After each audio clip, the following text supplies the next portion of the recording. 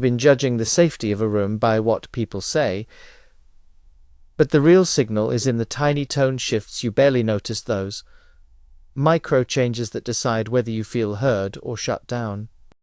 Stick around, and you'll see how to catch the faint cues of psychological safety before they're gone, so your conversations don't unravel right when trust starts to form. Psychological safety often starts with a tiny shift in how someone sounds, not with what they plan to say next. In Amy Edmondson's research on hospital teams, staff were more likely to report mistakes when leaders gave signals that questions would not get punished.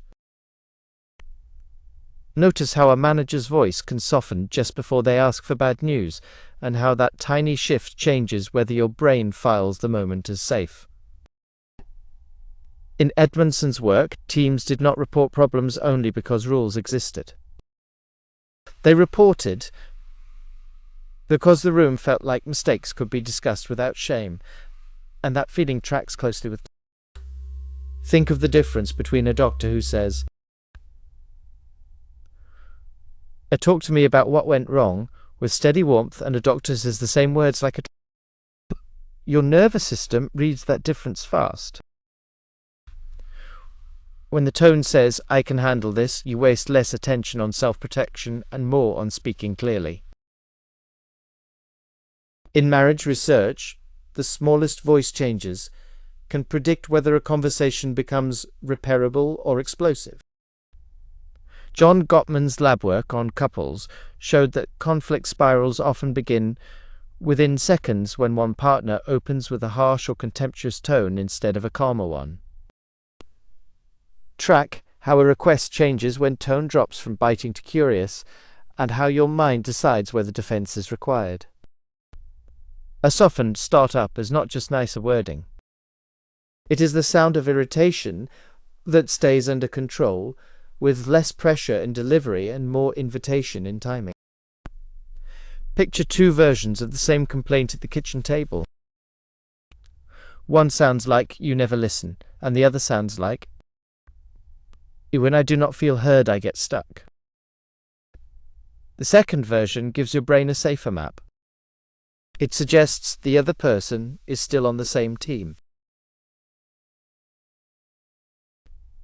Tone shifts do not only come from what you say. They also come from how your body and voice quietly mirror the other person, creating a fast feeling of fit. In classic work by Chartrand and Bargh, automatic mimicry, like subtle matching of gestures, increased rapport during brief interactions. Notice how matching someone's pace, even slightly, can signal, "Oh, I'm not threatening you," before any facts land. Mimicry is like turning down the volume of difference.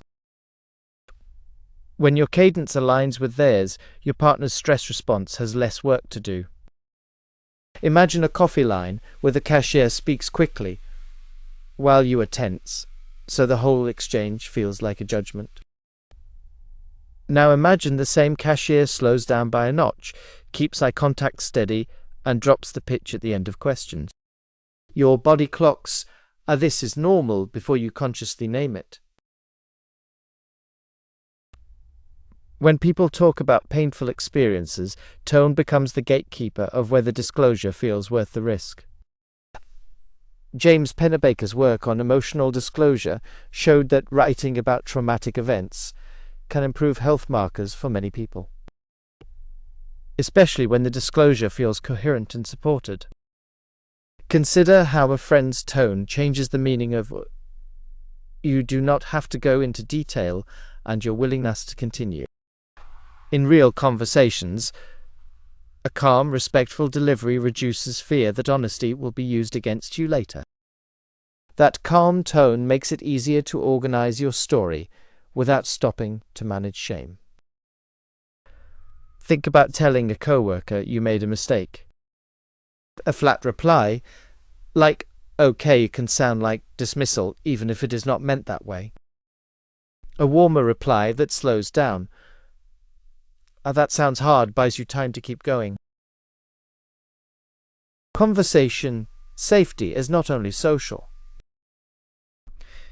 It is also biological because rejection cues activate threat processing.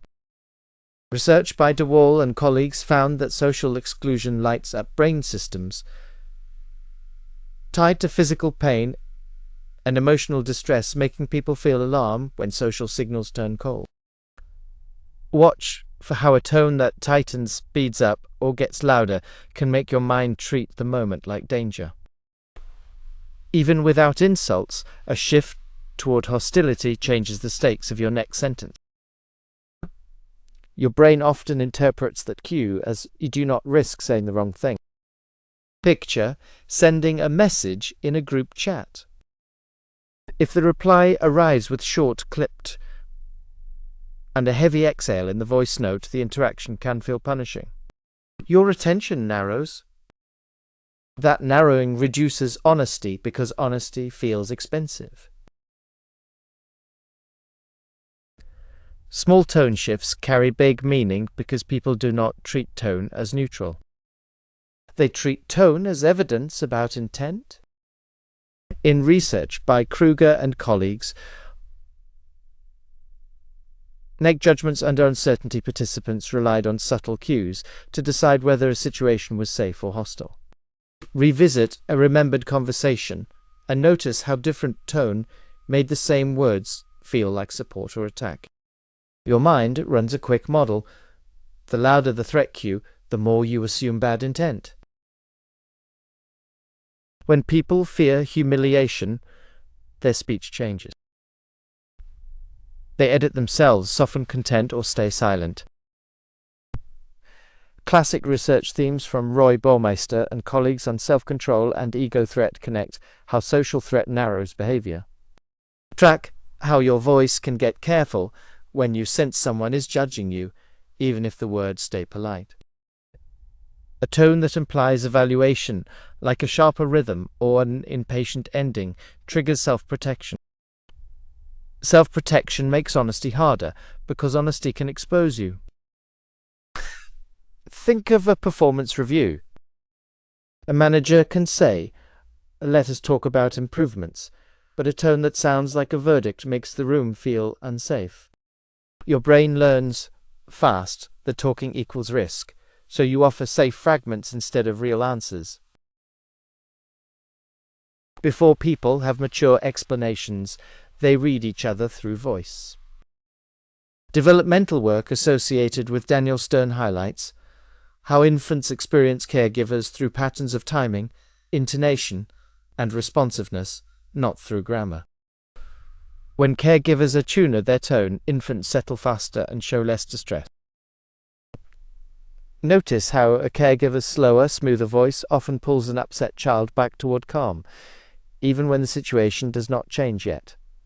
That same attunement logic shows up in adult rooms. A stable, responsive tone says, "I will track you," which lowers the sense of abandonment. Imagine calming yourself before a tough conversation. If your own voice inside your head tightens like alarm, you feel less safe.